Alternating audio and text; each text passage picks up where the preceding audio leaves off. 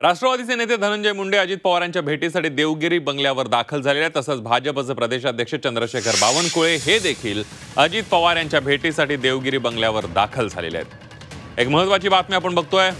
राष्ट्रवादीचे नेते धनंजय मुंडे अजित पवार यांच्या भेटीसाठी देवगिरी बंगल्यावर दाखल झालेत। तसंच भाजपचे प्रदेशाध्यक्ष चंद्रशेखर बावनकुळे हे देखील अजित पवार यांच्या भेटीसाठी देवगिरी बंगल्यावर दाखल झालेले आहेत। अधिक माहितीसाठी जाऊयात। सीमा आढे आपल्या प्रतिनिधी आपल्या सोबत आहेत। सीमा, आपण जर बघितलं तर उद्या मंत्रिमंडळ विस्तार होण्याची शक्यता जी आहे ती वर्तवली जाते आणि त्यापूर्वी आता घडामोडींना वेग आल्याचं आपल्याला बघायला मिळत आहे।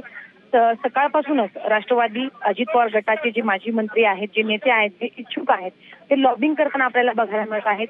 एका पाठोपाठ एक नेत्यांची गर्दी अजित पवार यांच्या निवासस्थानी बघायला मिळत आहे। तर दुसरीकडे भाजपचे प्रदेशाध्यक्ष चंद्रशेखर बावनकुळे सुद्धा अजित पवार यांची भेट घेण्यासाठी, त्यांच्याशी चर्चा करण्यासाठी त्यांच्या देवगिरी या निवासस्थानी दाखल झालेत। खरं तर गेल्या तासाभरापासून या दोन्ही नेत्यांमध्ये चर्चा सुरू असल्याचं बघायला मिळत आहे, अशी माहिती मिळते। त्यासोबतच राष्ट्रवादी अजित पवार गटाचे प्रदेशाध्यक्ष सुनील तटकरे देखील या चर्चेमध्ये सहभागी असल्याचं कळत आहे। त्यामुळे आता बघणं महत्त्वाचं असणार आहे की भेटीनंतर नक्की उद्या मंत्रिमंडळ विस्ताराची शक्यता जी वर्तवली जाते त्याचा मुहूर्त ठरतो का, हे नेते काही प्रतिक्रिया देतात का, हे बघणं महत्त्वाचं असणार आहे। तर दुसरीकडे राष्ट्रवादीची महत्त्वाची नेते आहेत, ज्यांची वर्णी लागू शकते, जे इच्छुक आहेत, ते सुद्धा अजित पवारांची भेट घेण्यासाठी आता आपल्याला देवगिरी या निवासस्थानी यांना बघायला मिळत आहे।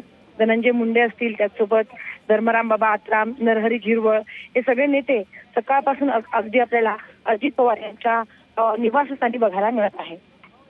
अगदी धन्यवाद सीमा दिलेल्या सविस्तर माहितीबद्दल आणि या सगळ्या बैठकीचे अपडेट तुमच्याकडून जाणून घेत राहणार आहोत।